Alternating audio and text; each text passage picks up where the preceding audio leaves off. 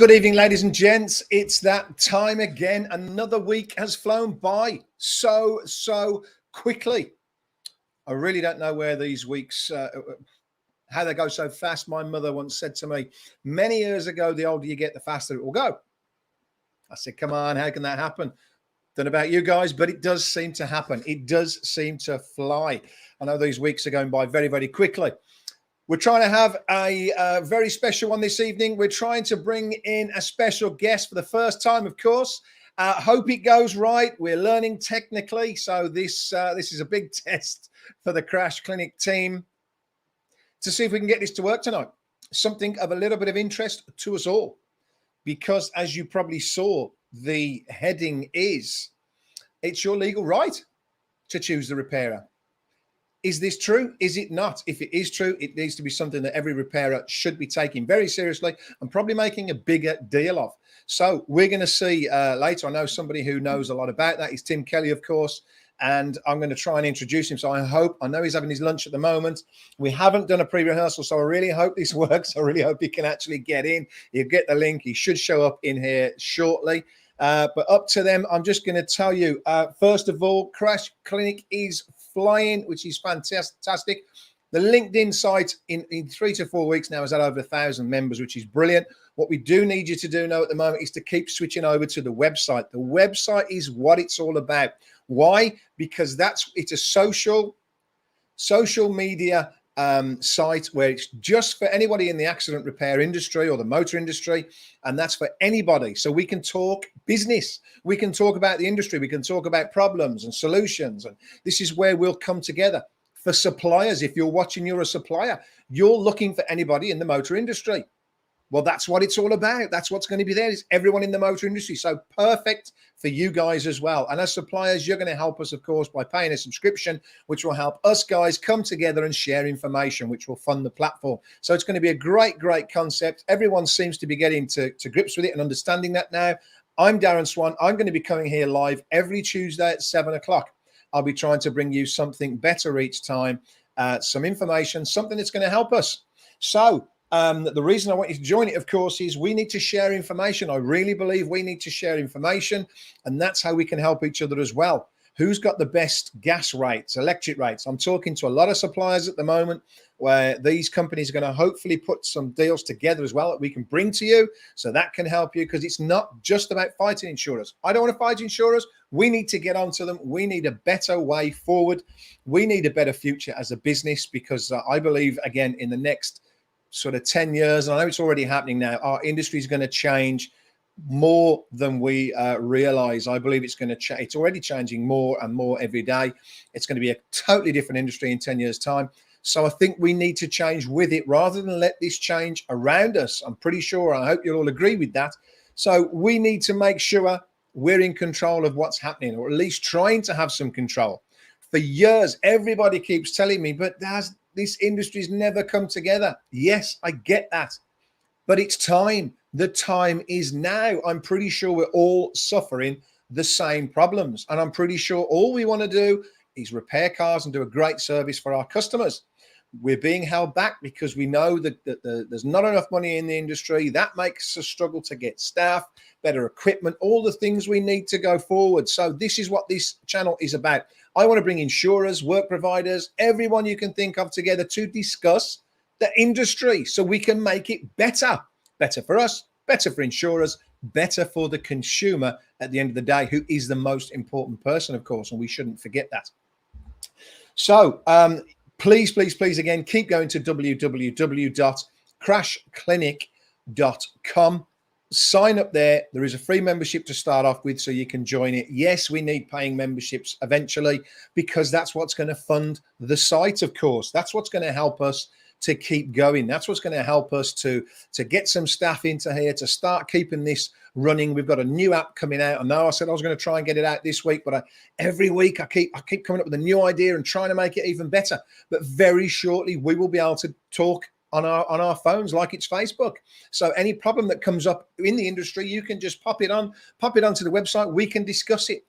What is the true beauty of Crash Clinic is that once we have joined, and we are paying subscriptions. It's only $29.99 a month and $59.99 a month for suppliers. Wow, suppliers can get to, we can get better deals from suppliers. We can find better items. I mean, I know I'm looking for some stuff at the moment for my workshop, even down to flooring and fixing things and painting the place and just making this generally better. Where do we go to find all those things? We should have a central place, very easy to get to, which is going to be Crash Clinic, of course. But it costs money. It's cost me a fortune already to build the site. The app's coming out, that costs money too. So I do need your support, of course. Keep doing that. It's your social media site. It's not mine. It's all of ours. It's for the whole industry. I want you to join. Once you've signed up, you can start commenting away, joining in, creating conversations. It's your site. You can be the content. We can join in with you. You can get your own channel, your own times. I want people to contact me to bring up issues that they want to talk about. If there's anything we think, hey, this is something we really need to fix, let's do this. Let's talk. You can be the host of it. I can bring you on, but we need to talk as an industry more than ever. So again, I'm going to keep trying to push you to the website, of course, because that's where the site will grow, and the more in-depth conversations behind closed doors will happen, of course. So I'm going to try and now continue with. I'm going to introduce to you Tim Kelly. Is an actor. He's a film. Oops, sorry, wrong Tim Kelly. Tim Kelly is, of course, the motor claim guru, and he is almost an actor because he has been on TV. He's been on Rip Off Britain twice recently, sharing all his insurance expertise, of course, because that's what he knows. Tim has over 20 years experience as an engineer and an assessor in the accident repair industry, and most of all, and best of all, he's independent. He's totally independent, and he has a passion for helping the consumer. So that's something that's fantastic for us, of course. I can't wait to talk to him. So I'm going to try now and bring him in, of course, so we can talk about Tim. How are we doing? Good evening, Darren. Good evening, everybody else out there as well. Nice to see you all. Fantastic. It's great to have you on. This is the first Crash TV live, of course, and I hope you've enjoyed your dinner. That was quickly wolfed down, to say the least. Yeah. So you're a cook as well, not just an engineer. You're a cook as well. Oh, I enjoy cooking. Yeah. Fantastic. There's a long story behind the back of that one. When I was a kid, when I was an apprentice YTS and mechanic, I used to do work in kitchens at the night time, doing pot washing and a bit of chefing. Fantastic. So yeah, it's something in the background. And it got you into a bit of cooking then. yeah, I enjoy it. Yeah, it's nice to. A lot of things I do doing what I do with this in terms of multi-claim and guru. I study a lot of law and legislation and quite in depth and heavy reading. And yeah, it's nice to switch off at the end of the night and just go like, right, I'll start cooking and do something else. You've got a lucky wife. Yeah, very lucky. Brilliant. I keep telling her that, whether she thinks that or not, it's a different matter. But, yeah. Brilliant. Well, obviously, Tim, the issue of tonight, of course, was Tim Kelly once said, of course, that you have the right to have your vehicle repaired wherever you want and don't be told otherwise. A great statement there, Tim. And I know a lot of repairers have used this recently. I've seen it all over their websites, even stating it is your legal right. So something that I think is a fantastic, if it is true, of course, repairers should be making a big deal of this. So it's kind of something that over 32 years myself, I've heard mentioned, I've heard little comments, and people trying to say this. But if it is real, how do we prove it's real? And we should really be notifying the consumer, something I know you're heavily, you take to the heart because you're all about the consumer, aren't you? So this is something, take it away. The thing is with the repair industry is that the repair industry has been getting it wrong since the year dot. And what they actually believe is that it's a fight against the insurance companies and who's standing up for us and what do we do, and the insurance companies have got too much control. But the thing is the controls of the consumer. And the reason why nothing's changed for 30, 40 years is that as a repairer, there's little you can do with the insurance company because you're not in contract with them. And the only point when you become into contract with them is when you get authorised with them. Now, the only element where the actual control is to do with the consumer and the insurance company and the contract they have entered into. Now, in terms of consumer rights, you do have the right to have your vehicle repaired wherever you want. The actual specific aspects of law where it says it, and this is the thing that nobody ever kind of really knows. Yep. And when I first started off, it actually took me quite a while to find it because, as you just said then, quite a few people say it, and they might mention it on the website or something else, but nobody specifically knows where it was said. Very much. But it's actually covered under the Consumer Rights Directive in 1993. And the Office of Fair Trade and the ABI, and what was the Financial Service Authority, now the FCA, agreed in the Consumer's Right of Choice. It was documented by them, but it's actually now covered in the Consumer Rights Act. There then is specific parts of legislation that it comes under as well. So what you've got to actually understand is that this will sound really bizarre, but a contract of insurance is nothing to do with repairing your car. Now, what's happened is that insurance companies have led people to believe that, and the influence repairers to believe the same thing. And that's where the actual question comes about in the first place of like, well, does a consumer have the right to have the car repaired wherever they want, and where does it say it? Well, actually, it doesn't even come to that. It's you as a consumer can have your vehicle repaired wherever you want. If you go somewhere and get it repaired, that's it. What the actual contract of insurance is for, it's called about providing the provision of indemnity. Yep. So a contract of insurance isn't to do repairing cars, point blank. And that's just something where it's a fallacy that is now believed to be true by insurance companies. And the best way of proving it is thinking about things like your home insurance, or it could be even pet insurance, things like that.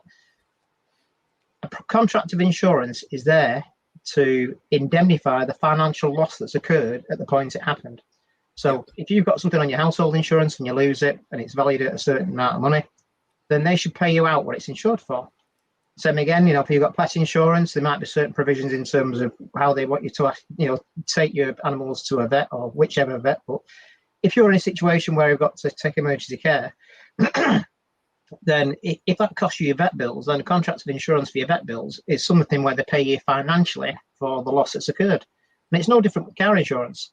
So when you go back to how the original part of car insurance originated, and it originally started off because of the Road Traffic Act, 1932, and it's a provision for third-party liability. So again, it was nothing to do with repairing cars. It was to do with people being injured as a result of people on the road and injured them. As time progressed, and then fully comprehensive policies become more prominent, and it got to like the back end of the 60s and 70s, then what would happen then is you would go to your own repairer. It wouldn't even be a question of, can I use my own repairer? It's just what you did, because at that point, insurance companies didn't have their own approved repair network, and they certainly didn't have their own repairers that they had. And you take your vehicle to a body shop, and sometimes they might say, well, you need to go to 2 or 3 different body shops and get different quotes. That's because they don't have the technology they've got now. They don't have their own networks. And then what they then do is they then send an engineer. He'd agree the repair cost with that repairer, and that was it. So at no point did it ever get raised by a consumer or anybody else that, can I take my vehicle where I want? Of course, yeah. Now, when you develop it past that, when I said about these different aspects of law, the parts of law that regulate what you can do as a consumer are covered in the contract you've got. So you've got contract law. So it's the contract you've got with the insurance, with your insurer and you. That's one side of it. Yep. You've got FCA regulations that insurance companies, because they're a regulated industry, as is banks, that they have to comply with certain regulations, part of which is that they need to treat customers fairly. So they need to actually look at your demands and needs. And as part of you requesting a contract of insurance, does it fulfill your demands and needs? Well, if you've got if you've got a brand new vehicle, or you want to take your vehicle to a manufacturer approved repairer, then it might be in your demands and needs before you get the contract that I want my vehicle to go there because I want it to be repaired using OEM standards, methods, parts, etc. Yep. If they don't comply with that as part of the contract, they've missold your policy. So in very much what you've got with PPI claims, they can quite easily missell your policy. Yeah. It doesn't fulfill your demands and needs. Now, what you've also then got as well is the Consumer Rights Act. So again, they can't deny you your choice taking it somewhere, which is, again... Which we know they try not to do that, though, because there's been stories of horror stories, if you like, about, insurers trying to tell people they can't take it anywhere else. They word things craftily. They do things not to the book, in my eye. and that's perfectly leads me on to the next thing. So what you then got is that an insurance company will try and influence your customer, and it's your customer, not their customer. They're there to pay a bill. It's not their customer. They're there to pay a bill. It's your customer because this person's come into your body shop. That's right. Yep. And you're repairing their car. Now, the thing is, you're a business owner as well. So you're not just there as a body shop repairing vehicles, you're a business owner.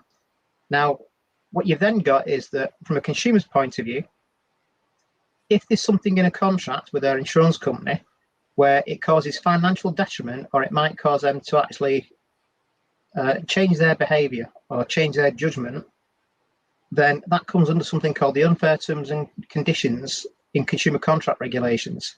So basically, where there's a contract that's pre-drafted, whichever insurance company's contracts are, where those terms and conditions might cause financial detriment. Well, if, for example, they say we're increasing your excess, that could be one of them. If they're saying we'll only pay what it would have cost us at our repairer, then that's another, because you might think, oh, I'm not doing that because it's going to cost me more money. Yeah, both of these things goes on, isn't it? So both of these things steer consumer behaviour. So just because these things and terms are actually in a contract of insurance, and then a consumer's got it and think, well, I've got to abide by them because they're in the contract. That's not necessarily the case. You know, it could well be that they are unfair terms and conditions in the consumer contract. Right. Now, the other side of it then from a repairer is that you're covered under something called the Enterprise Act. Now, what the Enterprise Act is, it's a 2002 Enterprise Act, Section 8 for unfair commercial trading practices. So basically, if an insurance company puts something in a contract with a consumer that stops you as a business owner from the potential means of earning profit because you could have lost that customer, it allows you as a business to seek legal action from the insurance company. So basically, you can actually sue them for your loss of profit. Wow. And that kind of covers most of the regulations around consumer law in terms of consumer steerage or what insurance companies do. It's getting complicated. Yeah, it is. And of course. But it is, I mean, and this is when we've spoke before in the week when I explain different things that I do and what I do with consumers. The knowledge I've got isn't something you just get overnight. It's and kind of my background as well is, so if people don't know who I am and what I do, my background is that I work for insurance companies. So I used to work for Aviva. I used to work for Direct Line. I work for RA Acceptance Services. So I've been in the industry the best part of 20 odd years as an insurance assessor. And this is where it gets even more weird, where it kind of flicks things on its head. And you wouldn't even think somebody would say this. So I'm very well experienced. I'm very well qualified. So I've got post-nominals and things after my name. So as an engineer, you think I know what I'm doing. So then imagine me having all this background, qualification, experience, and being, probably one of the best out there, to then find out that everything I've been doing for the past 15 years when I worked for insurance companies was wrong, all of it. So you kind of go like, well, I'm an engineer, I've got all this stuff and I must know what I'm doing. Well, what you have within the industry is that insurance companies don't train you around the regulations. Now, part of that is they don't want you to know, because they don't want you to know that you're defrauding customers. Blimey. And that's it. So part of what I do as an engineer, negotiating with repairers. Yeah, of course. Well, if you think about this contract of insurance, it's about, so say, for example, Darren, your car was damaged and it cost £10,000 to repair. Yep. Your contract says we promise to indemnify you up to the market value. So we promise to pay you a financial loss up to that amount. So if you have an accident, sorry, Tim, but I can't wait for you as an insurance company. I need my car. I need to get it sorted out. Ease it for your business. I'll pay for it myself. Here's the bill. So that contract should give you that 10 grand. Now, if I, as an engineer, with with your twin brother, who decided to go for it, to go in a repair, if I start negotiating with that repairer, I'm technically defrauding the customer of their financial entitlement because I'm reducing their settlement. Now, consumers won't know it.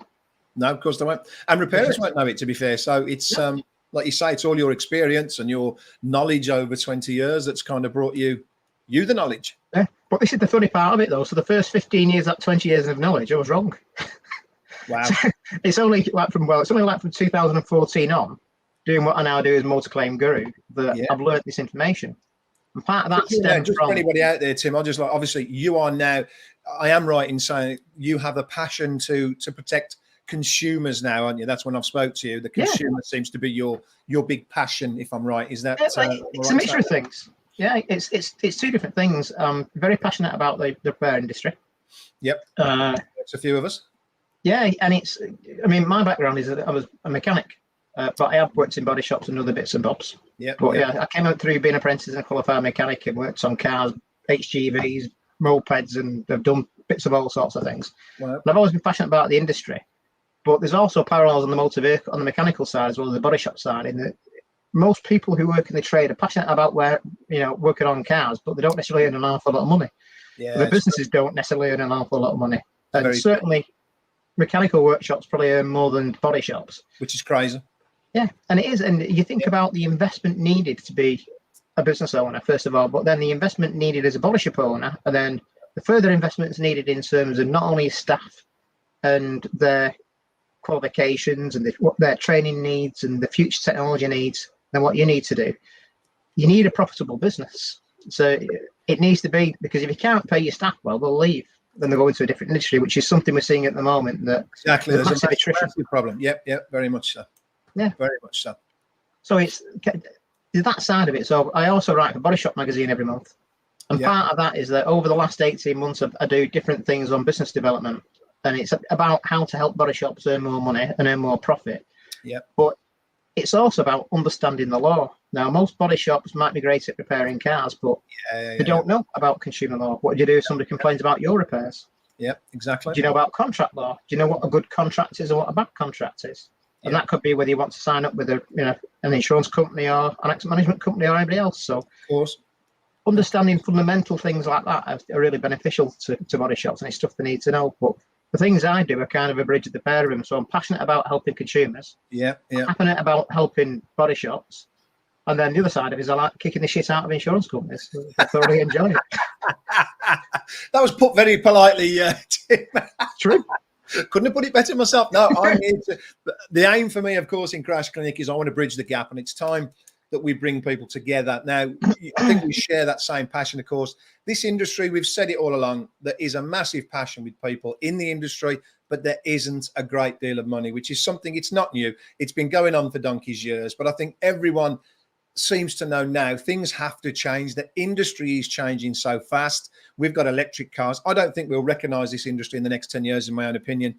And it's happening now underneath us. And if we don't get involved in it and we don't start to, as a network, come together and start to understand, like you've just said there, you're, a great guy to have around. I'm really glad you've come on the show, of course. And I will put things in the post underneath this so people can get in touch with you if they need to directly themselves, because there is a lot of things people need to know. And like you said, repairers, we don't have the time. When you're in a business that is, has a small profit, you end up being very busy. And when you're very busy, you don't have a great deal of time. And that's when you miss these kinds of things that help you in the business. I mean, it's funny that Mike Monaghan today posted something which I thought was great. He said, it's a game of fine margins. You can work on the business or in the business. One keeps you busy and the other improves it. This is true, but again, it's all about time management and knowledge. You can't sort of do everything, can you? You can't. We're juggling around, and to have somebody like you at hand, I think, is fantastic for this industry, and people need to know about you.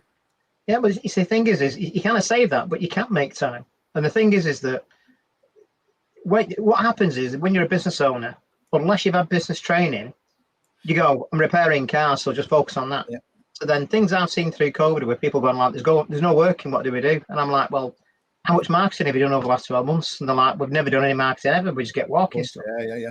And there's things like, when you're busy, the things that there's a lot of body shop owners like certain aspects of what they do within working. So they might enjoy working on cars, but they might not enjoy the administration side of it or the marketing side of it, all the things.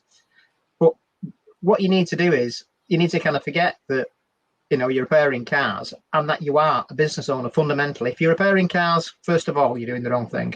You need to be a business owner, because if you're not earning profit, you're not paying your mortgage. You're not looking after your family and kids. Simple as that. Yeah. So it should be the forefront thing that you need to have a business, because if you're not got a business, you've got an expensive hobby. I love working on cars. It does seem to be an expensive hobby, I'll give you that. Yeah. And it's like, if I operated a business, it'd be an expensive hobby because I just keep buying stuff. I would, I'd buy stuff and fix stuff, but I didn't keep it. So it would be an expensive hobby.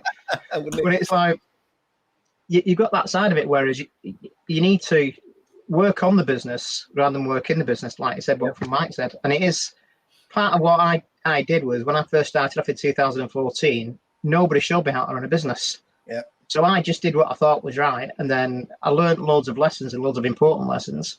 And then I got an action coach 2 years ago, last year. Brilliant. And I actually had somebody coach me. Yeah, lovely. And that made a massive difference to my business, because Fantastic. when you're involved in the business, there's a lot of things you can be doing where you can be literally, you can't see the forest for the trees. You're right immersed into it, and you've got phone going, you've got people coming in, and you're booking things out and repairing cars and things like that. But it's mad busy. But then you're going like, yeah, but have I made any money? And you can have a full car park and have all you need to do is look at Nationwide Crash Repairs is a good example for it. Well, there's a lot of issues in this industry, and hence why, for me, I've decided Crash Clinic is going to be the new social media site. So it's bringing everyone that's just in this repair industry together, and the aim is to try and help people and find, so people can find services, so people can find access to people like yourselves when they have a problem they want to look at. I mean, for me, straight away, I've seen a few people stating that they're losing work because of this. You've got the right of repairer. So body shops need to understand that. They need to be able to use this. And like you said, it's not them. They need to be able to say to their customer who wants to use them, here you are, you can use us, and this is why. So that's the point of for me is, is it a legal right? If it's a right to you can choose and use who you want, we need to, I think the repairers need to, again, these are things they just don't know. So it's trying to bring these things to the table, let these body shops know what they can and can't do. We know we've got other issues. I know you've done a great, which I'm going to probably try and bring on later on down the line. You've done the excess one. I know you go in depth with a lot of issues. People can get in touch with you directly, of course. This isn't, Tim's come on greatly for us tonight to one, introduce you to him and let you know that this guy is out there with a lot of knowledge in the industry, of course, and he's independent, which is what I love, because he's not a repairer, he's not an insurer, so totally independent, and he's been on TV.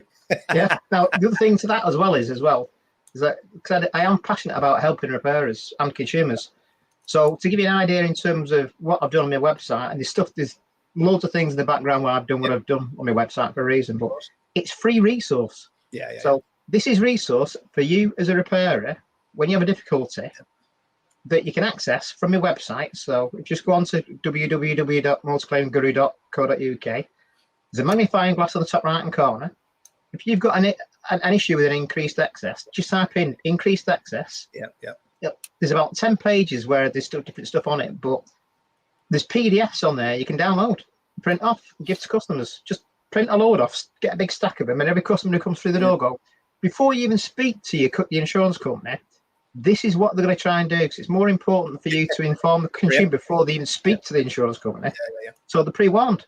And then when the insurance company goes, well, yes, you can use your own repairer, but we're going to increase your excess, they've got a document in front of them going, right, I know what to say now.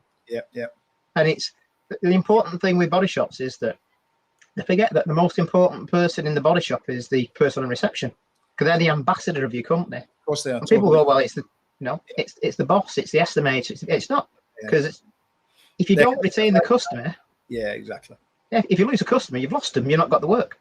So making sure your receptionists are really informed. But I was just going to say that knowledge is a key to a lot of the success. Like people now, these guys have got access to your website. They've got access to this knowledge. People should be using this on their websites, on their Facebook pages. This is knowledge. See, this is what I did a bit of research, and I started to find all these repairers have got it all over them, and you only see it on their websites. But it's just that one comment got me, and I thought, right, this is just one issue I would just want to hit, because it says this is your legal.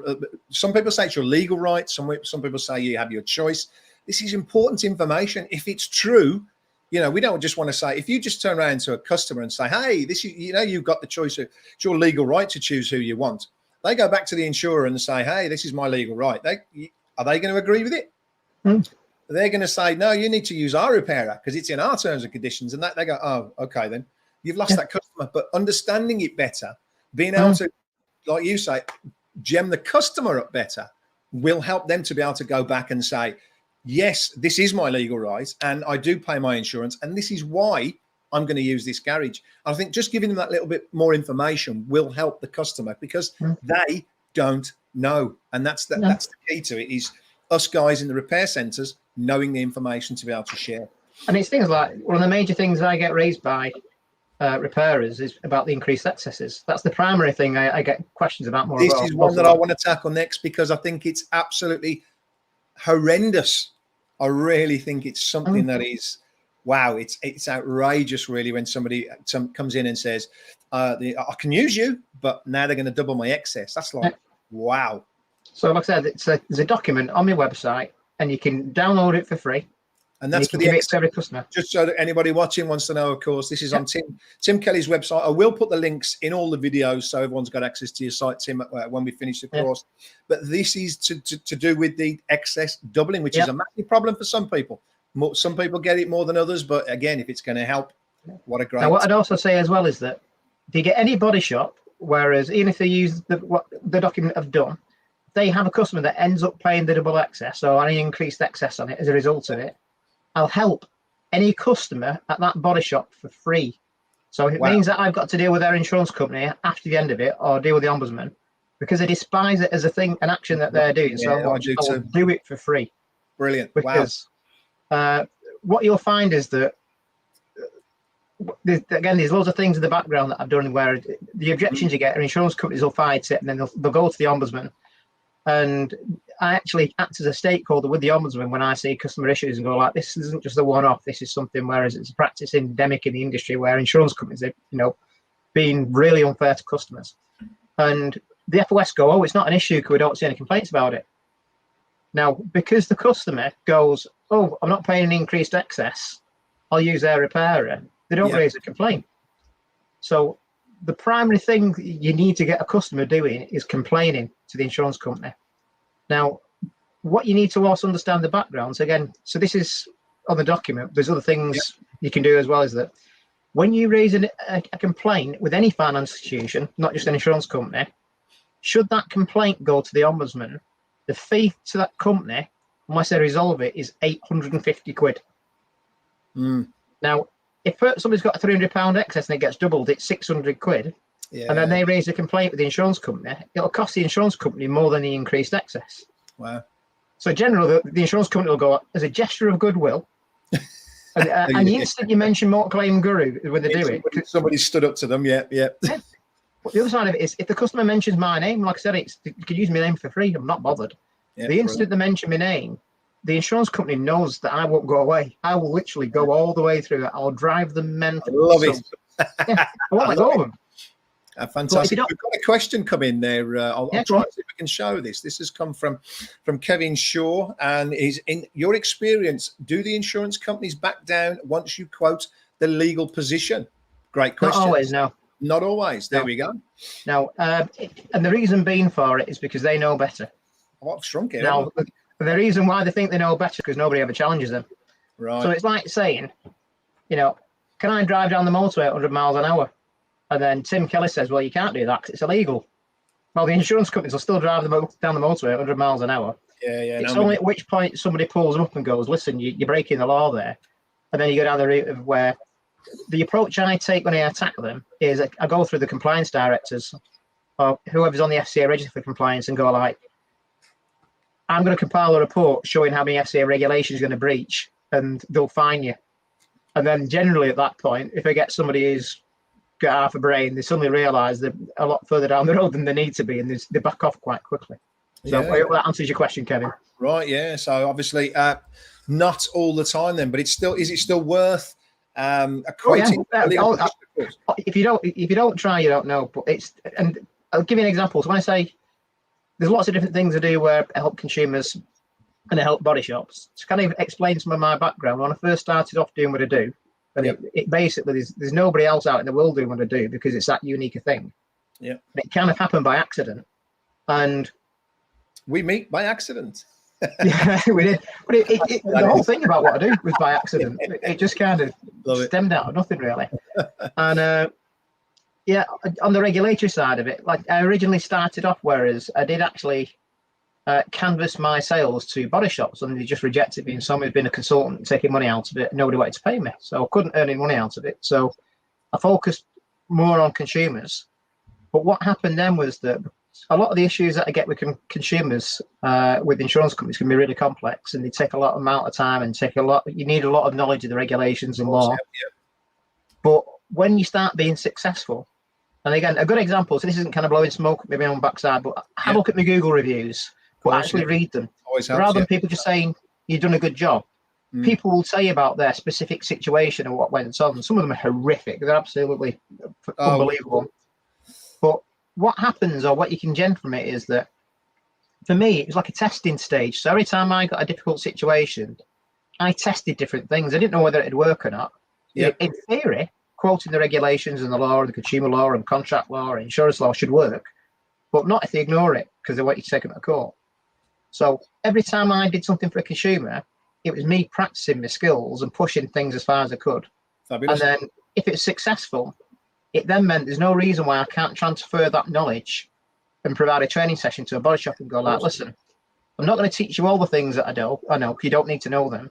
But what I can do is give you an understanding of how the system works. So then if you understand how the system works, and going back to what I said to when I started off, that I'd worked for 15 years in insurance companies and I didn't know what I was doing until now, because I didn't know I was doing anything wrong. Most of them don't. No. Sorry. But but the thing is, if I teach body shops to understand how the system works, when they speak to an insurance engineer or a claims handler or anybody else, I will guarantee they know more than the insurance industry. Yeah.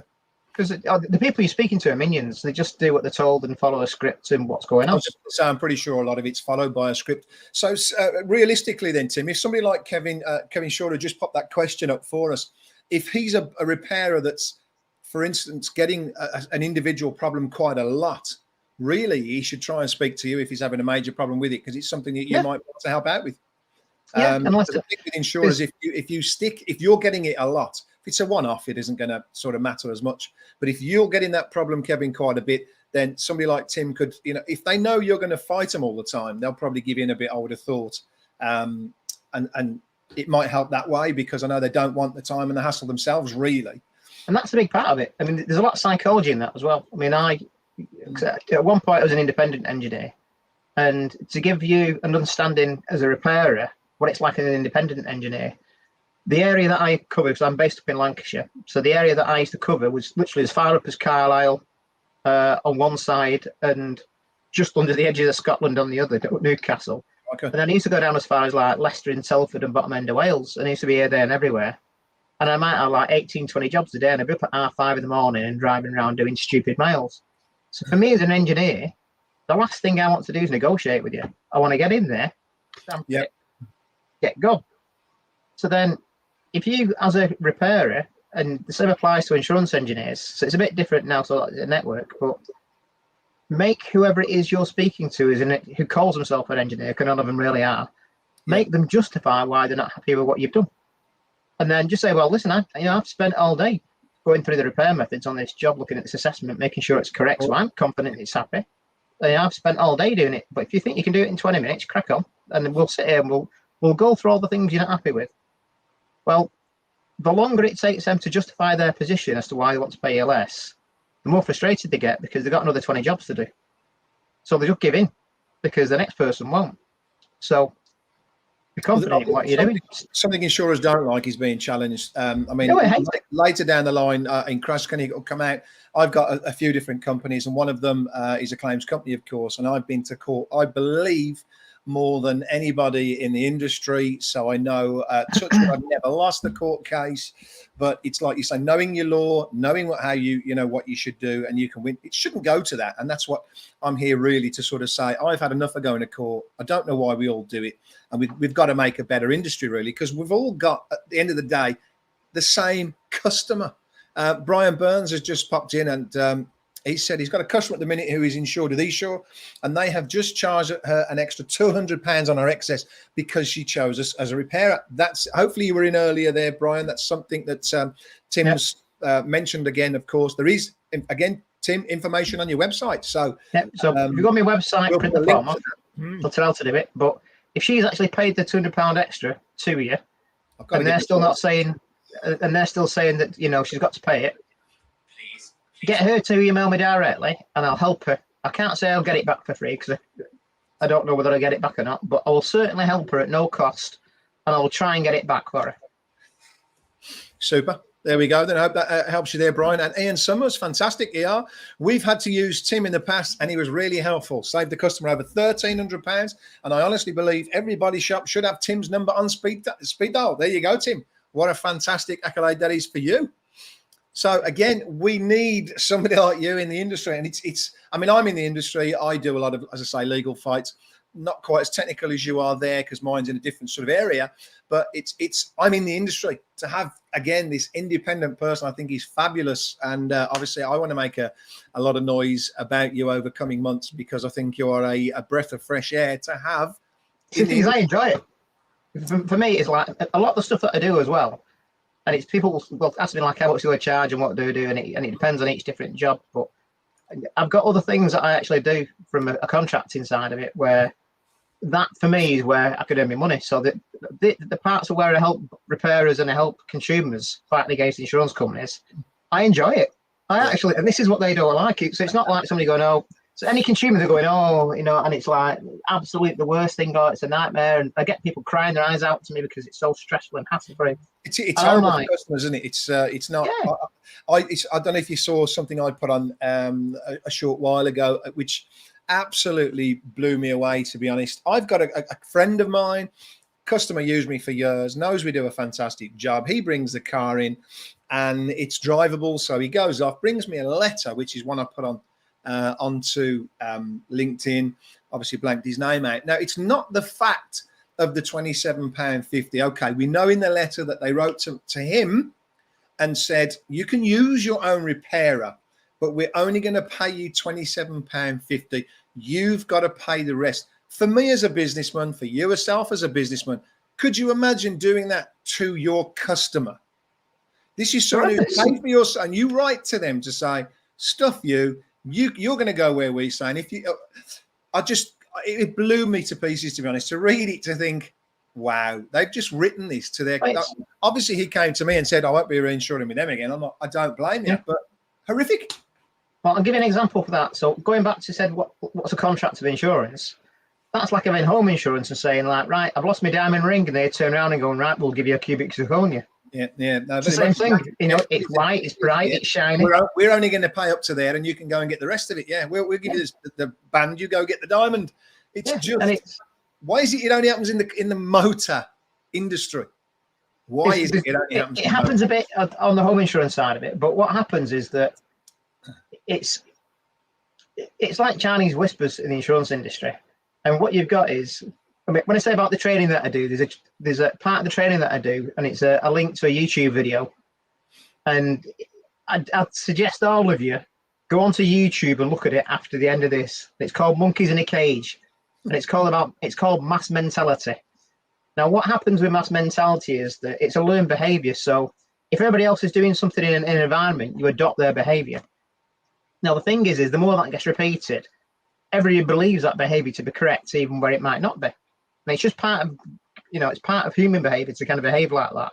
But what happens then is that person goes into a different insurance company. So a good example would be when I used to work at Direct Line in Manchester, on Key Street, Direct Line was at one office, and 100 yards down the road was Eshaw.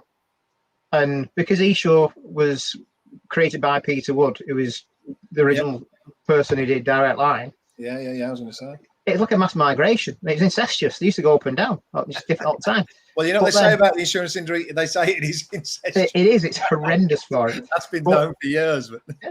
But you've got these cultures then that adopt from one to another. Now, what also then happens then is that these people then might leave one insurance company and go to a different one, and it could be to the Reviva or, like so in Manchester, you've got Co-op Insurance, which has now been bought out by Mark Study. There's a lot of people who work there who aren't happy because of they're adopting the Market Studies contracts, and he said about $28.50 an hour and stuff like that. But they might lead to a different. Yeah, exactly. So, yeah, he does it. It's painful, that one. But in a 1 mile radius or 2 mile radius of city centre Manchester, you've got Eshaw, Direct Line, Aviva.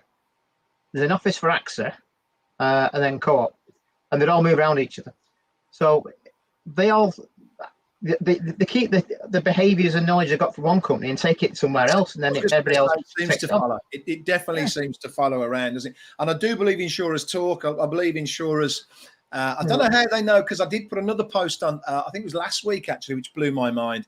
I haven't done an estimate for, I think it's 20 years. Now, we had another job that came into our repair centre. Another pal of mine had his car come in, and we sent the estimate off to Churchill Insurance. Churchill Insurance sent it back at £28 an hour, labour reduced. So my estimator went, oh, strange. Contacted the engineer and said, I'm ever so sorry, but you've reduced the labour rate to £28 an hour. And he said, yeah, we've got an agreed rate with you. So my engineer said, no, I haven't agreed anything with you, because he's been with me for years.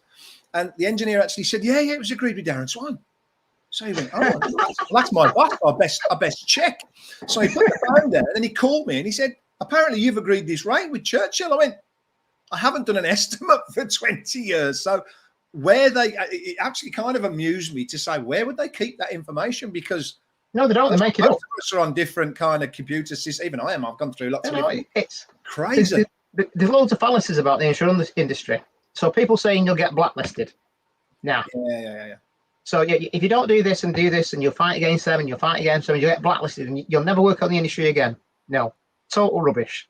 I've got a story about that I'm going to bring out later down the line. But I had an insurer in my office who actually told me that, and I had to escort him off the premises. But that's the story that's going to come out down the line. We've just had another little question. Obviously, what I want to try and do here is ask as many questions as you want on anything to do with repairing. I'm trying to keep it down to sort of narrowing down issues that we sort of, making smaller videos about it. But this is the first live. It's been fantastic, of course. I'm enjoying it, of course, as well. Maya Harv says, what about the management company taking 22% from the bottom line? Is that legal? If you agree to it as part of your contract, yeah. You just don't agree to it as part of your contract. That's the only real thing you can do there, Maher, is really don't agree to it, because once you have, I think insurers work off a similar process, don't they? Really, anyway, it's a commission based. It's the biggest business in the world, really, isn't it? There's things that have just not been educated in terms. There's a lot of things to do with claims management and accident management where people think they're the same thing and they're not, which is one part of it. So anything that's claims management is now regulated activity. So it's regulated by the FCA. Accident management needs to be regulated by somebody. Now, that falls under two different things. So if there's a solicitor who carries out the work generally on the PI side of it, but the claim side of it as well, it's regulated by the Solicitors Regulatory Authority. And if it's an accident management company working on behalf of an insurance company, they fall under the insurance company's regulations. Now, if you're doing third-party stuff, which I'm guessing that one was with those bottom line rates on it, the reason being for that is because they're saying that we've got this non-fault and then we want this off your bottom line. Well, the primary thing again, and it's I don't actually want to call them body repairers. I want to just call them business people. Part of being a business person is you need to understand your contracts and work out what earns your profit. And before you ever do that, you need to know your break-even rate and your operational costs. And I'm starting to see in this industry, though, I think it's like everything where things get bigger. Correct me if I'm wrong, but again, I'm here to openly talk as a repairer social network. That's what we're here to do. I think the contracts are getting, the suppliers are becoming less and less. So I think some people are being forced to having to sort of take a massive consolidation going on. And that's causing a problem. And it's not just causing a problem for us, I think, because what's happening out there is body shops are taking all these terrible contracts. A lot of them are disappearing. That must be sending shivers back to the insurers to say, crikey, because I know the capacity crunch coming. Capacity problems all over the UK at the moment are outrageous. But I know I've been in business 32 years, since I was 19. That's all I've ever done. Lots of different companies. And in certain companies and what I've had agreements, certain businesses have had control of some of the agreements that I have agreed to. Basically, what I'm trying to say here is an insurer could have some influence in the contract, the contracts that are coming through them to the repairers, which could stop some of what I call the abuse going on in the industry. Because some repairers, I mean, it's like the parts thing for me. I mean, these are chats to have further down the line in more depth. I have never understood when people say we want so much on parts discount and then they want a bottom line discount, and you're sort of sitting there going, okay, we get 10% off them. You want 10% off the parts plus 10% or 20% off the bottom line. So every part I buy, I'm losing money. That's not a business. But insurers should be able to have, you know what I'm trying to say, some influence where they say, We're going to stop that because we don't want body shops going bust. I mean, we've been here 32 years. We class ourselves as one of the top repairers around, and there's plenty of them nowadays, of course, because we've all gone up a level in our services. But what I'd like to see is an insurer say, "Hey, I want you on board because you're good." Do you know what I mean? That's what they should want. This is an interesting, and they are bad for it. And this is something interesting where I presenting at a conference with BSF Paints. Yep. And I did something explaining where I perceive the future to be in the next 5 years, 10 years, 15 years. And part of what I did was I was too good at what I did because didn't know COVID was there. And it was talking about the consolidation in the marketplace, the rate of attrition with repairers in the marketplace because of loss of business profitability and things like that. Yeah. And what you've got, when you look back 20 odd years, 30 years ago, there was 20 odd thousand repairers in the UK, 25,000, I think, was in about 1980s. And then gets about 10 years ago and it dropped down by half and it's just under 10. And then there's a reason for that. Yeah. It's because, and it's for all insurance companies, it's killing it, the profitability side of it. And then it dropped down to about 6,000 about 5 years ago, and it's just under 3.5, 4, I think now. Now, the actual marketplace is just about the right size for insurance companies. So it's on that tipping point. So if it reduces any further now, that capacity crunch is going to be massive. But then it's also the technology crunch, and you've got this kind of aging demographic of people that are leaving the industry, and we can't afford to get new people in. And I mean, I do things like I'm a STEM ambassador, so I'm trying to get people into the industry. But by the time we get young people into the industry and get them trained, there's going to be at least 5 to 10 years. It's crazy. Where, isn't it? Yeah. The industry's in deep. This is what we're saying. This industry is going to change unless we get hold of it and start. Well, we've made a start, so hopefully, like I say, Crash Clinic is to try and bring us together. But it's like the side of it. Like you in. Yeah, there's a lot of people in the industry that have consolidated. You got like the likes of Fix Auto, so a lot of the smaller repairs have jumped onto it, but then there's some that are kind of jumping out of it. But it's kind of shrunk to that marketplace now, whereas there's actually a real good potential niche for independent repairers that are watching this now. If they're smart, then I'll be going, do you know what? I don't want any contracts with any insurance company, but what we will do is we'll offer you potential capacity when you need it, but it's on our rates. Yeah. So we're not doing it at your rates. We're going to charge you what we charge. Now, I did a project with one insurance company 2 years ago, and they're quite a forward-thinking insurance company. And again, this is kind of quite, in a lot of ways, it's flattering because a lot of them know that I go after them and attack them. Yeah. But one of them was quite forward-thinking and went like, well, can you help us in our claims process on the engineering side of it and say, what can we do better that's efficient and it'll still save money? And part of kind of contrary to the thoughts of every single insurance company out there, I said, what you need to do is give your repairers proper retail rates at like £60 an hour or something like that. Well, technically what you want to do is give these repairers the best contracts they've ever had in all their life, but tell them that you're only going to audit them once a year, and you're not going to tell them when you're going to audit them, and that you want every job perfect, for as close as damn it, and that there's going to be no fraud going on, no putting down for things you're not fitted, and that if you do it, you're off a contract. Now, if you did that, it wouldn't need to be intrusive, so you wouldn't need to engineer the jobs because you'd be terrified of losing the contract. That's the best contract you've got. Yeah, very much. So from an insurance company, they're saving on chasing up on the claims side of it, saying is a job done yet because you'll get it through. Be saved in this process, isn't there? There's plenty of money to be saved, but it's not. For some reason, it just seems to be a historical thing where it seems to be let's all hit the repairer. It's like wow, why the most needy person in the process is. But it's all like what is it? It's trust. It's lack of trust with repairers, and what's happened is that the insurance companies, rather than give that trust back and say like, right, no, let's treat them well and pay them the best ever, and then get a better quality service, and then we don't need to be. I mean, if they did that, you wouldn't need engineers, you wouldn't need to check all the accounts, you wouldn't need to check all your invoices, you wouldn't need to check all your parts and make sure you bought the new parts and fitted them. Cut loads of friction out of it, and then everybody get a better journey. Whereas what's happened is that insurance companies have restricted the amount of profit the repairers have got, so then the repairers are then thinking like, right, we need to find this profit somewhere else, and it's created these bad behaviours which created less trust, more intrusiveness. It does, it makes it worse instead of better. Yeah, and it's so when you look at the industry over the last 10, 15 years, this is why insurance companies have got people jumping through hoops where, you know, really, if I was a repairer, I wouldn't even be breaking down my repair cost in terms of labour, paint, parts, or anything. I'd just be going, here's your bill. When I came into this industry, my brother was in the repair industry and I joined with him. So when I came into it and I sort of started to learn the industry, I was just totally shocked.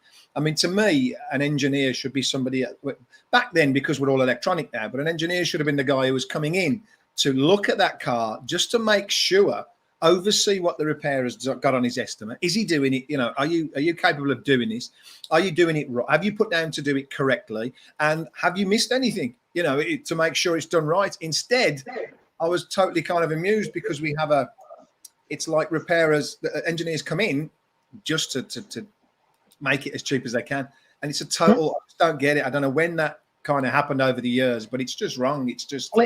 Well, I'll give you a quick story. When I started off being an independent engineer, I used to work for RAC Accident Services as a desktop engineer. I didn't have any knowledge at all whatsoever. What I used to do with an engineering company called Hume's Technical Consultants. And the short version was that I was that much of a pain in the ass to offer me a job. So they went, come and work for us as an independent engineer. And I'm like, right. But the thing is with it is they didn't give me any training. They went, here's a company car, here's your jobs and off you pop. Well, I didn't know anything. So what I did was I used repairers to learn. Yeah, so I'd go into a repairer and go, have you got an estimate for that? And I'm like, right, well, talk me through what you're doing. But they'd presume you know what you're talking about. So they'd explain everything. And I go, well, why are you doing that? Well, the reason why I'm doing that is because we can't do this, because if I do that, it won't, it won't fit correctly, or it won't be safe because it's an incorrect joining method or whatever. So because my background, like I said, I'm mechanics rather than body. Of course. So I had body shops that I used to go into train me on how to understand how to repair cars correctly. Or in effect, why you're blending that panel. Well, I can't, Tim. Yeah, but it's white or red or yellow. Yeah, but Tim, it's metameric. Yeah, of course. You learn the methodologies. Yeah. So there's things there where you look at how things are now. So when I used to be independent, like I said, I kind of cut my teeth on that. But for me, my aspiration was I'd go into a body shop and I'd say direct line engineer, and he'd be there in his brand new BMW and he'd be on the golf course at 2 o'clock. And I'm like, I want some of that. That's totally different. That's all right about it. Yeah. But the thing is that. So do repairers. Yeah. But this is where it changed though. So going from me wanting to kind of repair cars correctly and make sure everything's done right and the consumer's protected, it changed to direct line was all about get the costs. It wasn't about repair, they would have somewhere a thing along the line that must have happened, because it seems to have stuck like that, and I think it's wrong. Something's got to change, because it should be about we've all got the ultimate person, the customer, and we should be looking after them, making sure that car is repaired properly, and that should be the simplicity of it. But there's so many ways of saving money in the claim process without the repair. It's frightening the amount of money that's wasted. But it's like, I'll tell you two different things that kind of might not seem connected, but are. So the first side of it is what I'm going to kind of address to what we were talking about before, was on the profitability side of it. So what business do you know that, first of all, I've actually wrote an article on this, so I've not wrote it yet, but will do, for Body Shop magazine, and it's about giving your profit away. So first of all, you give your profit away on your labour, so we're daft enough to do that. Then you start giving your discounts away on your paint materials, so you've done that. Then the next thing now is they want to kind of implement the use of green parts in the repair process. So you're not even using OEM parts, and you're giving your profitability away on your parts as well. But hang on, I'm a business owner. What am I doing? I know, it's crazy. So and Paul's right. Yeah, but it's that's a different thing altogether as well. But it's like, so you're kind of giving your profitability away there as a business owner, and it's like, what other industry do you know that has to justify itself as much as a body shop? It's like going out for a meal and going, I want a steak and chips. Well, you can get beef and potato at McDonald's, and that's a burger, and you got a beef potato at a 5-class restaurant, and it's filet mignon and spuds. Now you wouldn't dream of going, can you tell me what butcher you've been to, whether it is actually a fillet or not? Can I see the receipt? Can I go to your grocers and find out where you get your veg from, where you've sourced? Is it organic? Have you got it from the right place? Don't happen anywhere else. No, and I did a little bit about that a few weeks ago as well, and I called it Fred in the Shed, because I do believe many years ago, back in the days before we were very technical, we had dozers, and let's be honest, a lot of people were called, or garages were called Freds in their sheds, and they didn't have technology. And there's an old joke, isn't there, to be in the motor trade that you came from, you left school with no qualifications. The fact that that seems to be true with everyone I speak to is crazy. But, it was true. And but now we're different beasts, totally different animals. And I just think we need to educate here, because the writing's on the wall for, things getting worse. Insurers need repairers. We need to be coming up that pecking now, because they need to realise we are important, and they need to look at us better, I think. And that's got to happen soon enough. There's things like with insurance companies, whereas they're aware of it and they can't ignore it, but it's the vicarious liability. Now, there was a court case in 2018 in America with the Honda Jazz, and as part of it going through an improved repair network, the roof skin on it was a laser welded roof skin on it, and the repairer it went into bonded it on. The vehicle was involved in a subsequent accident afterwards, and the car caught fire. The roof crushed up when it shouldn't have done, because it should have been an integral part of the structure. And the people in it got really, really badly burned and nearly died. Ooh. Now, that led to a £30 million lawsuit, which they claimed for, and the insurance company ended up paying for it. But then the insurance company flipped it on the repairer, because they repaired it, and went, well, you should have known how to repair it. You're liable for it. But ultimately, it's going to one insurer, isn't it? Again, because something's not done properly. Yeah, but the thing is there's no excuse for it. And it's the thing I was going to bring into the conversation as well when I said about the profitability side of it is, you've got to understand things like having like BS 10125. Yeah. Why is it something insurance companies want? Well, the reason why they want it isn't for any reason you might think they want it. It's nothing to do with the quality standard. I know what you're going to say. It's about passing on vicarious liability. So you're now repairing a car and you're liable for it. They're not. Yeah. Didn't used to be like that, because they've engaged in a contract authorising you how to repair a car. So this is the other side of it. Whereas when you've got engineers trying to negotiate methodology of repair with you, and you've checked it, the first thing I'd be saying is that, and again, this is kind of a law side of it. There's a document I can give, again, repairers for free. If you want to stick it on your order text notes. Yeah. If anybody wants, I'll email it to them. Yeah, but if you want a document to stick on your order text assessment notes or anywhere for it, I'll give you loads of different things you can send to them in terms of the regulatory side of it. But part of which is that if you allow an unsafe vehicle to go back on the road, it's contrary to the Road Traffic Act 1979. So if they change your assessment without your consent, it could potentially lead to them doing a criminal act, the engineer. Now, and it's like I said, it's not civil, it's criminal. So a good example would be, there's a repairer I deal with in Oldham called Deleted Dent. I've known him for years, really good repairer. And he rings me up, really stressed out. And he said, and he was generally concerned because of, it was an innocent error that potentially led to a vehicle going out on the road unsafe. And I know he won't mind me saying it because he caught it and he sorted it out. Brilliant. And what it was the engineer at the insurance company took off a wheel alignment. Now, this is again, and it's really dangerous. Now the thing is that cutting corners, you can't. Yeah, but what happened was the owner of the body shop created a repair pack based on order text and give it to the lads in the workshop.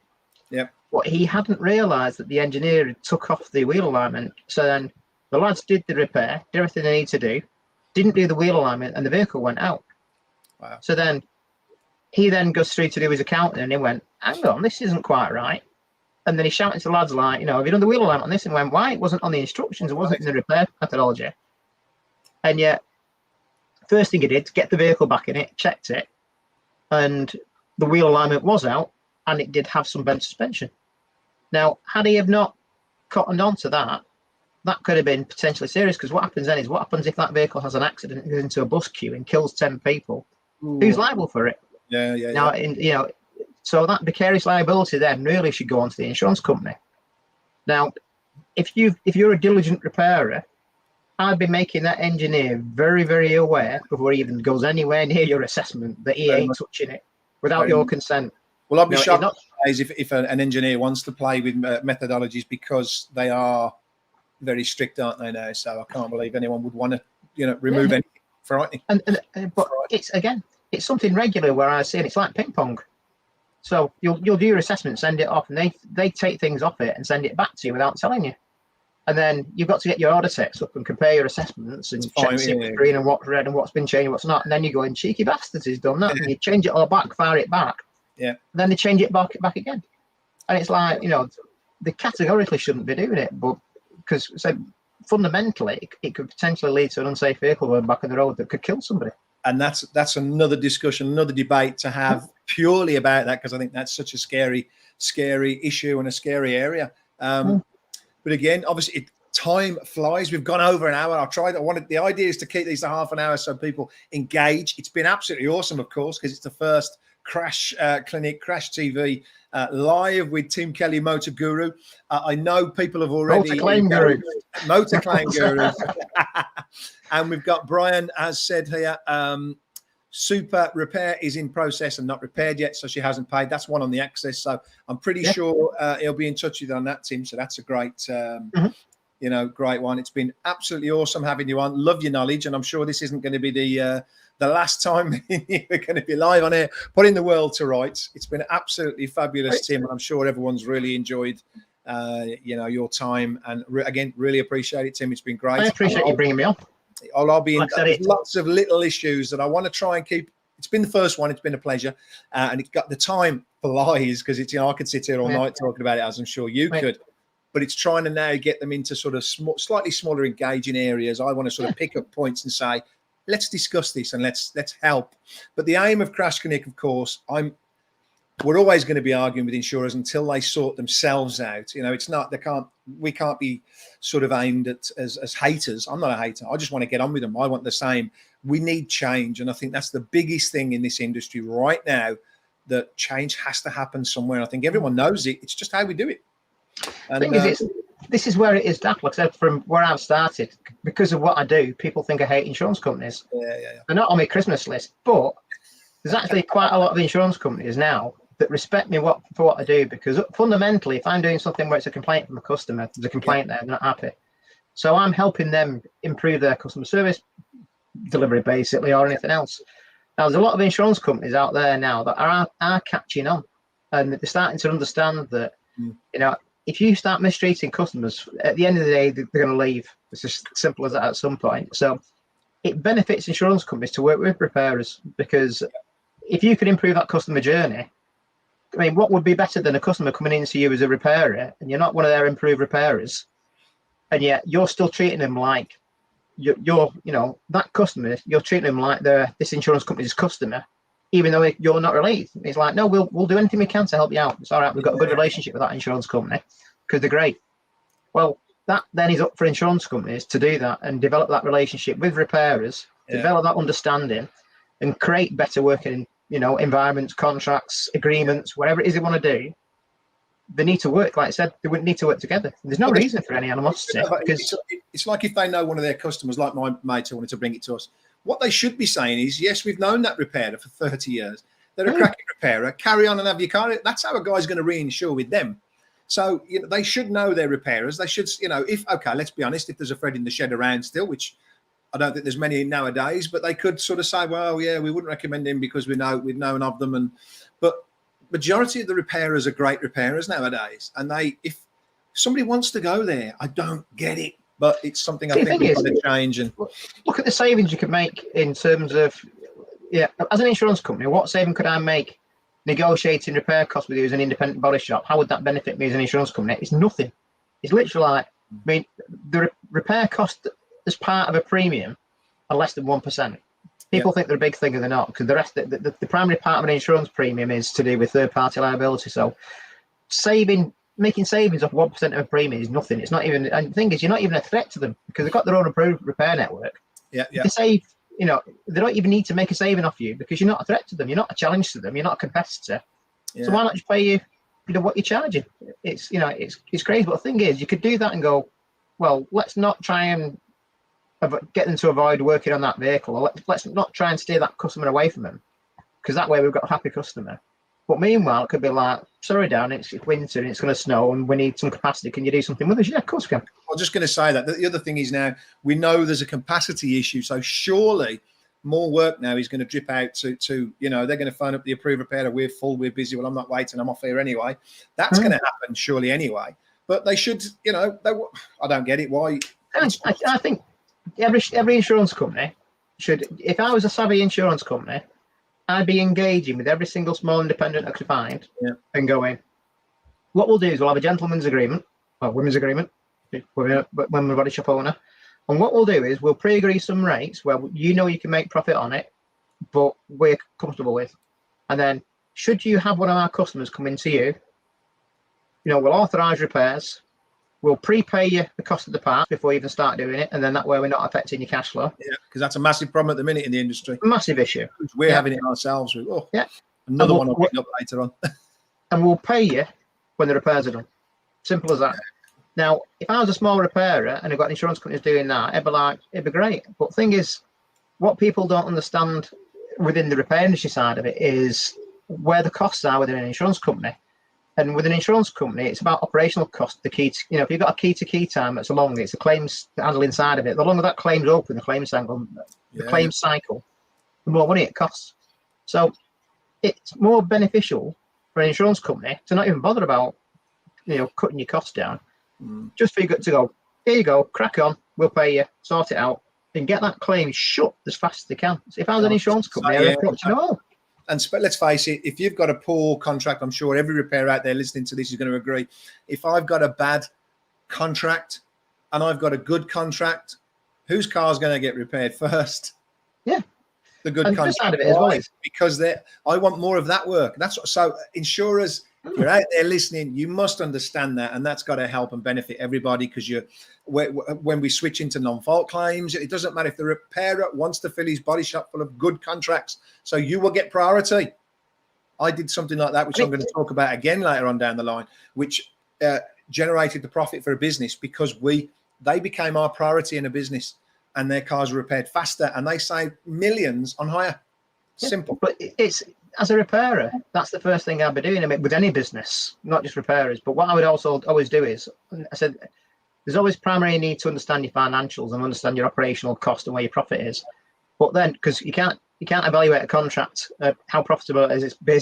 How profitable it is if you don't know that. But then I'd be looking at my 3 or 4 best contracts, and then replicating them. And then the ones that are not great contracts, I'd be pushing them off, just getting rid of them. And if I've got a contract that doesn't make money, it's gone. So I'd keep repeating that process. Well, I really believe that insurers need to take a bit more of a control of that. And when they're tendering for work, they should be saying to somebody, look, unless you your contract contains this, which is a bit of a benefit to repairers, they shouldn't be taking these people on to manage their claims, because they're the ones who are taking all the cream and leaving. It's going to be a horrible industry if we're not careful. I'll give you an example. So, I'm not doing this to criticise anybody from Aviva. Because at one point they were a great company, but this is kind of going back from my previous knowledge. So, Aviva, don't sue us. This is all your opinion, of course. This is all my opinion, and nothing to do with Darren Swan or Crash Clinic. And don't sue me either. But when I used to work for them, they did actually have something where they had a gentleman's agreement in it, and the labour rate was £45 an hour. And I didn't think that was a great contract then, but as a labour rate, I used to authorise that amount of money when I used to negotiate repairers. So I know that's what they used to pay. Yeah, I think there's a lot of people out there like that now. It's terrible. Yeah, but I'm seeing jobs coming through, and they're going through a certain network that I won't mention, who are affiliated with Aviva, and they're trying to get £28 and £30 an hour. Now, how can you go back in time and lose the best part of £15 an hour or £17 an hour? Yeah. So you're £70 an hour, less off than you were in 2014, and yet everything's gone up. Well, that letter from Marcus study that I had, where they wrote to my friend and offered him 27, but this was in the last month. This is, and I'm sitting there thinking, well, when I started the body shop 32 years ago, I was arguing about 25 quid then. So we're like 32 years on, and it's £2 an hour. Sorry, £2 an hour rise. Outrageous. Yeah. And it is, and it's that side of it. Whereas the reason why it's dropped isn't because Aviva wouldn't pay £45 an hour, because I know they would do. The reason why they won't pay that amount of money is because of that middleman. That middleman is now, because they're now operating the claims side of it, and they're providing engineering services and everything else, and they need to make their profit. That differential is how they make their money. And it's things like this where they need to show cost savings to the insurance company, but that shouldn't be to the detriment of the repairer. And that's what I think is fundamentally wrong within the industry, that whereas you've now got these intermediaries who are acting on behalf of insurance companies who are sucking the life out of the repair industry. Of course. It's just, that needs to change. Or it needs to be that, because insurance companies don't operate right. Every insurance company out there, even though they'll all say they do operate correctly and they understand how they make the money, they don't. And claims management companies as well. There's potentially other ways they could be making the money rather than how they do.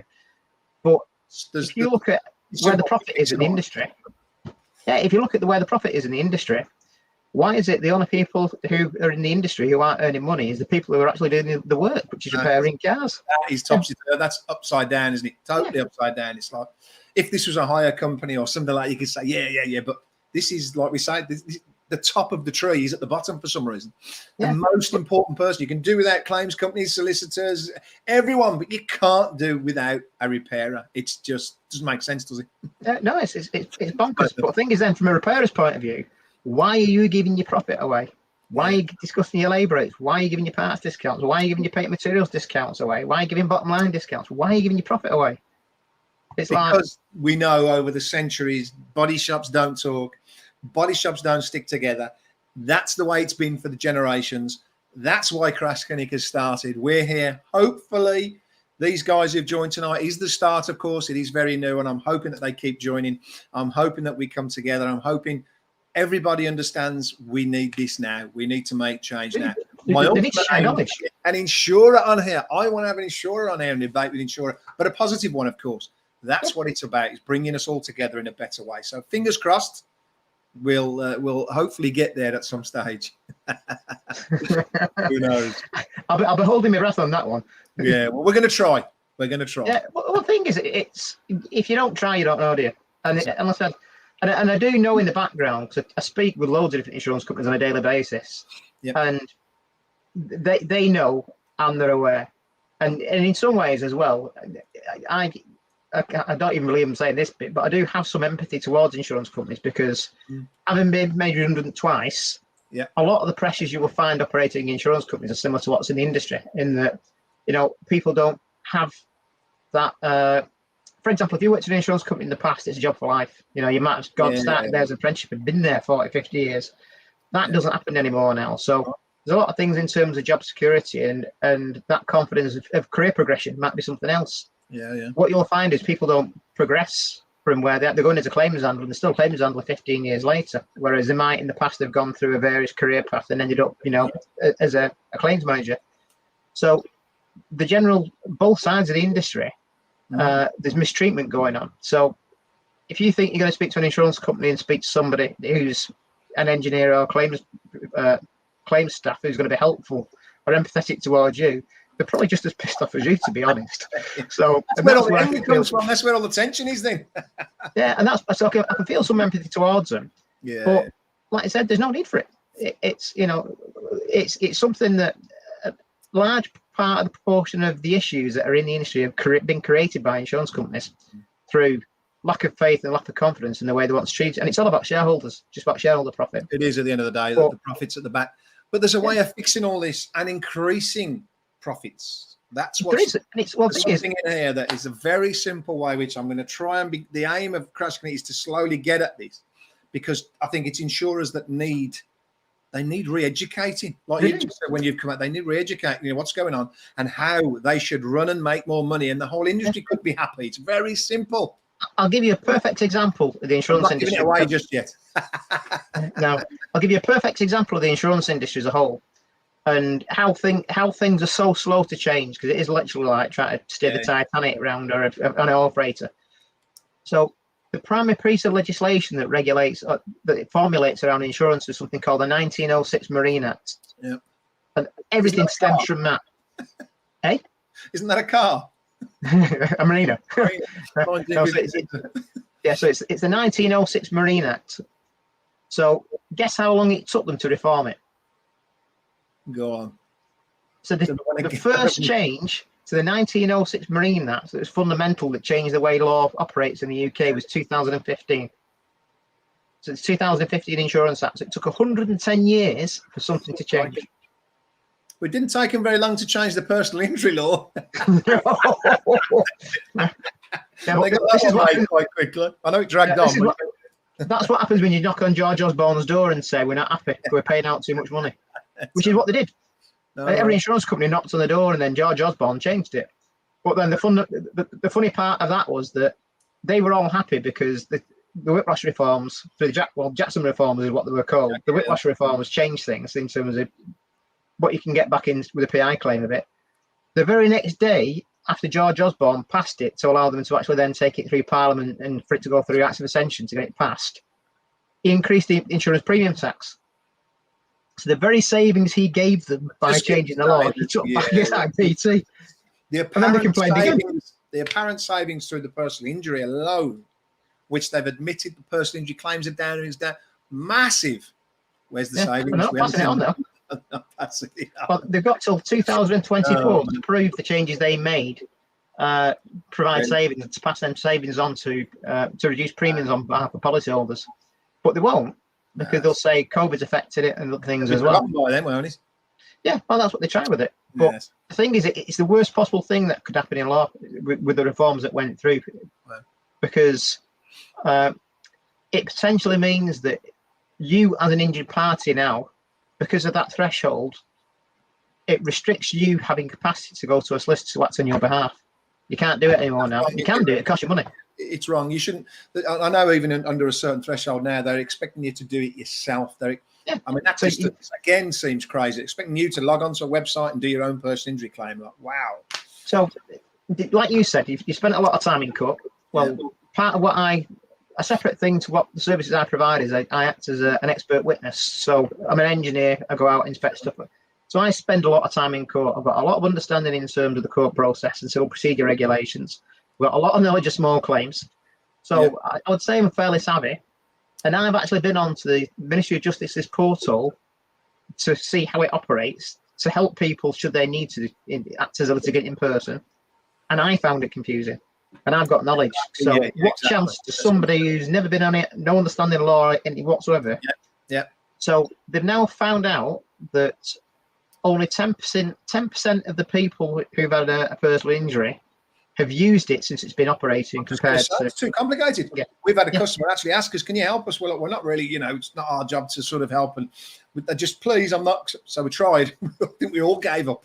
So no, it's like I said, I've got knowledge of it, and I was scratching my head, walking around it. Well, that's why they're not paying out any claims, because people are going, it's too hard. Forget it. So was it actually done that way on purpose? Who knows? Down for now. But what you got with it is that, like I said, it's a serious detriment to consumers, and it goes against the fundamental principles of law when you're the injured party. It's part of what I hate of it, because it's denying people that right of legal representation.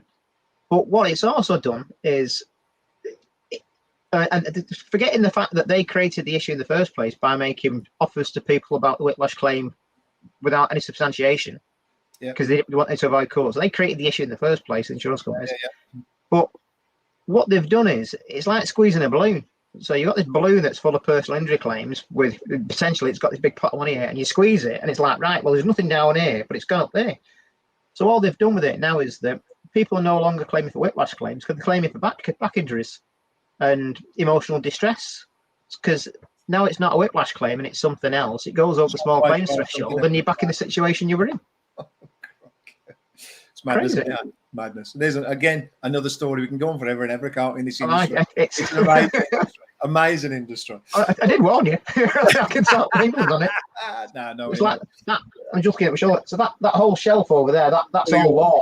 The whole lot, and I've read all that. So yeah, it just wound me up and let me go. We'll rely on you for that. That sounds perfect. But Tim, again, it's been absolutely awesome, mate. Obviously, I'll be in touch with you again. I'm sure some of the guys who watch this video will as well, for some help. There's loads of issues we can address and help with. Lots of stuff I know you can help with in the industry. It's a pleasure having you on the show, of course, and I look forward to having you on again. Can't wait. My pleasure. What I would say is, for anybody who's watching it, contact Darren and just make him aware of different issues you're experiencing in the industry. This is what we're asking. We'll try and get the top 4 or 5, and then if it's if we see consistency in the issues you've got, then between me and Darren we can talk about it and see what we can do to help you solve the situations. Exactly. And the other side of it is, if there's any insurance companies out there where, Better. come in, join us, speak to us, engage in conversation, and we can actually help your claims process. We can help your claims. We can help your claims staff in terms of. The best example I can give you, the one question that anybody in an insurance company never asks their customer is, what do they want? So when somebody rings up with an accident, what do you want? Do you want your car total loss? Do you want it repairing? Rather than dictating terms, ask people what they want. Somebody put a really interesting one on the other day again, and I'd like to address these in smaller sort of ways because they get more engagement once you separate them smaller. But somebody, I can't think of who it was now, and he put onto LinkedIn that it's quite a newish car, I think it was, and they've written it off at 50% of the value. Yeah. And they go, and there's all this debate going on down the LinkedIn chat. Obviously, people with their opinions. I said straight away, what does the customer want? Because I've had issues. I've had over the years, of course, we've had borderline total losses. First thing I ask is, it's not about whether I want to repair the car or what the insurers want to do. I go to the customer and say, do you want the car? Because if they don't want the car, there's no point me trying to repair it. I'm going to have problems. But if they want the car, then they're going to be happy and willing to have it repaired, because some people have said it's sentimental. I just love the car. It's got a great engine. I just want to keep the car. In that case, repair it if they want to keep it. But ask the customer. Simple, really. There's actually a regulatory requirement under the FCA regulations telling insurance companies they have to do it. Wow. And they still don't. So why not make yourself compliant from a regulatory point of view and do it? Because so for any insurance company who's out there who wants to know what the specific regulation is, part of it is under something called the principles of business. It's looking after the customer's best interest. But the specific one is called ICOBS 2.5.1, and it's a customer's best interest rule. Just ask them what they want, and you're compliant. And then that way, if you ask somebody what they want, and then you do what they want, they're not going to complain. So you'll end up reducing the amount of complaints and stuff going to the ombudsman. Simple. Yeah, big time. Wow. This has been great, Tim. And I'm again, guys out there watching, please give us topics that you want to see discussed. I made up, and not made up, I saw it's your legal right or your legal choice, and thought it was one a few people would want to understand and see spoke about. Tim has got the answers on his website, of course, which I will post once I get these videos on. I will put some contacts in there with some links to Tim, and obviously he can help you if you're ever stuck with any issues that you're having more than anyone else. Get in touch with Tim, see if he can obviously help you out there as well. Please give us content that you want to hear and join in. That's what Crash Clinic is all about. You guys joining in and ask all the questions. Success for everybody. Exactly. Tim, thanks very much. I'm going to go and do a bit of cooking myself now because I've got to go. And again, absolute my pleasure. And like I said, any guys who want to contact us, awesome. Contact Darren, ask him questions, bring up things that you want to do, or you want questions on our queries, on our background knowledge of, or training on, anything. Fantastic. Find us on LinkedIn as well. I'm just Tim Kelly, Motor Claim Guru on LinkedIn. If anybody wants to contact me. I will post all that in there as well, so everyone's got the access to it, Tim. It's been an absolute pleasure, and we'll catch you again soon, I hope. Yeah, indeed you will. Take care, Bill. Take care. Right, guys and girls, that, of course, was, I hope I didn't just cut him off there when he's about to speak again. Tim Kelly, the motor claim guru, fantastic guy, of course. It's been a bit longer than we anticipated, but what an interesting guy. He's got so much knowledge for our industry, of course. So absolutely love that. Really interesting. Thanks. Yeah, we'll try and keep them a bit smaller, and I want to sort of keep them pieced down to certain issues, of course, because that will help you guys. We need to hear from you. If there's, that's the idea of Crash Clinic, the website, of course. Please pop over to the website and join. That's where we can have chats that other people can't see. Probably some chats that we need to have. This is for the ones that are live, where we come together, and hopefully we'll see a lot of Tim as well, because he's a very knowledgeable guy. Independent as well, which is what I love. Our industry has a lot to fix over the coming years. Let's try and change it together. Let's not let it change around us. Join up and help us. It's as simple as that. Clash Clinic is the social network for you guys. So please join us, and we'll see you again every Tuesday. Join in 7 o'clock, and there will be a new issue each time. Please help us with the content, and we'll catch you soon, guys and girls. So it's been a long one, right? I've forgotten where I am now. Anyway, it's been absolutely fantastic, and we'll see you next week.